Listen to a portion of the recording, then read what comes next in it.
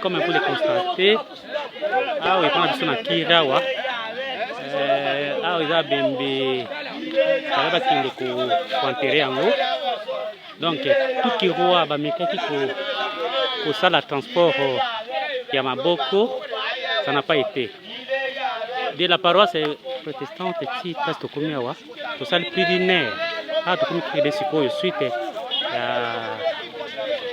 y a Pousu, qui pousse les athées, ont été.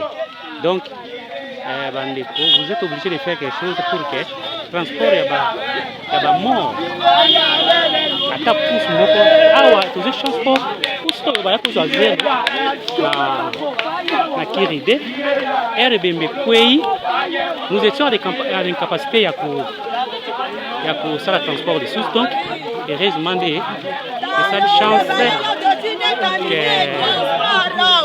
Damien transport hotel mbelo sole na modela yo li mama kondifa nkoni onkundi nde Pousu o to lembe to madake ko vota to bueno no cimetière kilo ta ko tuna ngulu cimetière koma moshika poti na biso transport na kasi boyo commentaire donc situation ya transport ya bimeko na mona cimetière de ça la passe makasi mo été donc bande ko ya kiri bande ko ya penzo bande ko ya lutoi bande ko ya beronge bo sala makasi botiela bande ko na biso bakitala na kati ya territoire wa bazwa moyen de transport pona ko mimaka banzoto na biso na lilita